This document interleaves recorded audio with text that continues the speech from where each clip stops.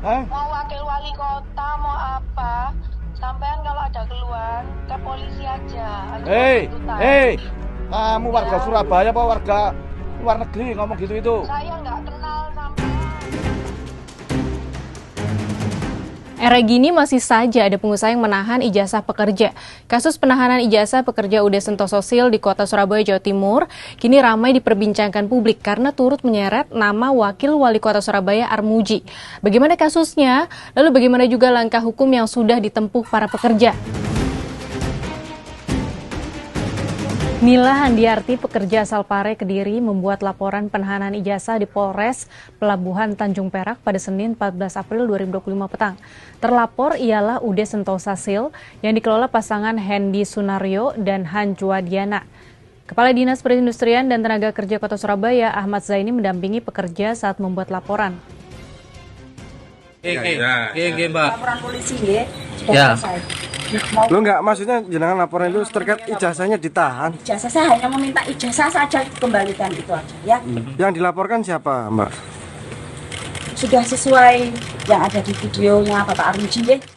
Nila adalah mantan pegawai perusahaan yang mengadu dalam jaringan aspirasi di rumah dinas Wakil Wali Kota Surabaya Armuji Selasa 25 Maret 2025. Saat itu Nila mengadu bahwa ijazah SMA masih ditahan sedangkan dirinya tak lagi mau bekerja di perusahaan. Pengaduan itu membuat Armuji mendatangi UD Sentosa Sil Rabu 9 April di pergudangan Margomulyo untuk klarifikasi dan mediasi. Dalam inspeksi itu Nila hadir disertai aparatur Disperinaker Surabaya.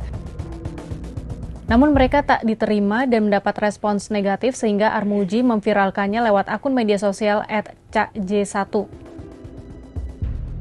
Merasa dirugikan oleh unggahan Armuji, pengusaha membuat laporan ke Polda Jatim pada Kamis 10 April. Armuji menjadi terlapor dengan dugaan pencemaran nama baik. Namun dalam perkembangannya Diana dan Hendy mengakui kesalahan sehingga mendatangi rumah dinas Armuji Senin 14 April siang untuk meminta maaf dan berjanji mencabut laporan. Sebelumnya, Kepala Disperinaker Kota Surabaya Ahmad Zaini pernah mengonfirmasi perusahaan tetapi tak mengakui Nila Handiarti sebagai pegawai. Perusahaan juga tak merasa menyimpan, membawa, atau bahkan menahan ijazah SMA pegawai dimaksud. Menindaklanjuti hal ini, Disperinaker telah mengeluarkan anjuran mediator kepada UD Sentosa Sil tetapi tidak dijalankan. Inilah yang kemudian mendorong Nila Handiarti mengadu melalui jaringan aspirasi. Lantas bagaimana aturan terkait hal ini? Undang-Undang Nomor 13 Tahun 2003 tentang Ketenagakerjaan yang diperbarui dalam Undang-Undang Nomor 6 Tahun 2023 mengenai penetapan peraturan pemerintah pengganti Undang-Undang Nomor 2 Tahun 2022 tentang Cipta Kerja menjadi undang-undang tidak secara eksplisit melarang perusahaan menyimpan apalagi menahan dokumen yang melekat dengan karyawan, misalnya kartu tanda penduduk, surat izin mengemudi, sertifikat properti, dan ijazah pendidikan. Namun, Pasal 42 Peraturan Daerah Jawa Timur Nomor 8 Tahun 2016 tentang penyelenggaraan ketenagakerjaan menyatakan pengusaha dilarang menahan atau menyimpan dokumen asli yang sifatnya melekat pada pekerja sebagai jaminan.